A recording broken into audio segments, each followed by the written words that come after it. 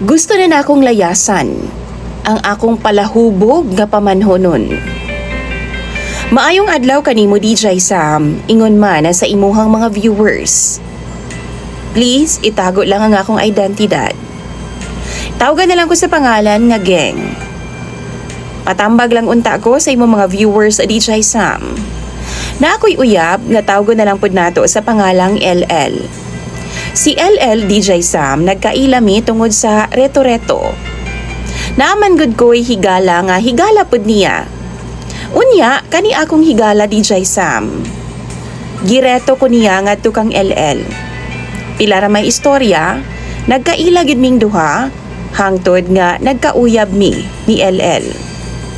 Si LL DJ Sam pala inom kaayo siya. Pero sukad ato nagkauyab ming duha, ginaistoryahan man ako siya nga dili magpalabi og inom, hinay-hinay lang. Ug tuod man naminaw baya siya DJ Sam. Pero naagyoy panahon nga muinom gyud siya. Rason nga mag-away pod ming duha. Niabot na lang mi og 3 ka tuig DJ Sam hangtod karon. And na-realize na ako nga di na lang gyud nako siya bawalan nga mag-inom. Kay mao man gud ang pirmi nga rason nga mag-away ming duha. Kay supakon man gihapon niya.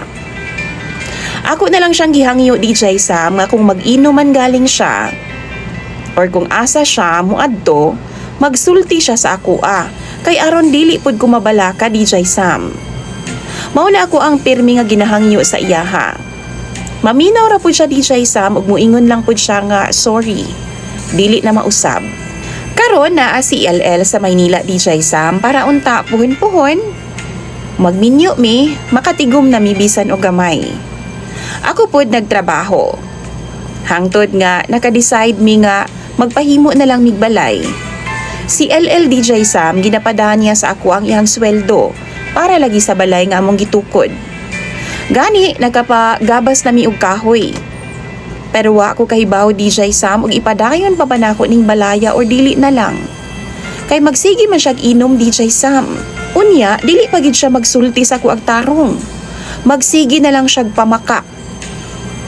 Isa ka adlaw ug isa ka gabi nga wa gid ko kahibaw DJ Sam nga tua day siya sa imnanan kauban ng iyang barkada. Sa gikaingon na nako, wa na ako siya bawali. Pero dapat mo istorya siya nako sa tinuod kay aron di pud ko mabalaka. Dili baya lalim DJ Sam ang magsigig kabalaka. Ako siyang gikompronta bahin ana DJ Sam. Nganong ingon ana siya? Nganong mamakak og dili siya mo istorya sa ako Pero kaybaw ka sa iyang tubag? Wala daw siya milaag. Ug wa po daw siya mag-inom kauban ng iyang barkada. Kay naara daw siya sa balay nga iyang giabangan ug lowbat daw ang iyang cellphone. Suko kayo ko sa iya DJ Sam. Bisan kaybaw na gud ko tinuod. Pero gusto na ako nga musulti gid siya sa tinuod. Pero mamakak man gihapon siya DJ Sam. Sige na lang gid na niyag buhaton. Ing-ana na lang ang senaryo balik-balik. Inom, laag, rason. Wa siya ka-contact, kay lowbat daw niyang cellphone. Kana. Mo nagkaroon DJ sa mga akong gikalibugan. Gusto ko nga di na lang siguro namo ipadayon ang paghimo sa balay kay wa na gyud ko kasabot sa iyang batasan. Sige na nagpamakak. Gusto na akong i-block siya tanan DJ Sam sa social media, sa contact, tanan-tanan. Aron di na gyud siya makipag-communicate sa ako Apa na apod sa akong hunahuna nga basin unyag i-post ko niya sa social media. Apa na apod sa akong hunahuna DJ Sam nga kung di ko magsaba sa iyaha. Basin unya og i-post ko niya sa Facebook. Tapos moingon siya nga nawala ko. Ug ako siyang gipangwartahan. Di ko gusto nga maabot sa ingon ana nga punto DJ Sam. Kaila jud ko ni LL. Ug unsa pod siya ug unsa ang iyang taras. Sa tinuod lang DJ Sam, dako siya napada sa ako ang kwarta para sa balay. Di pod na ako na mauli karon. Kay nagamit naman ako. Gipamalit na sa mga materyales sa among balay DJ Sam. Gusto ko karon nga dili unta mi magkontak kay DJ Sam. Kanang wa una mi communication, isarado una nako ang tanan.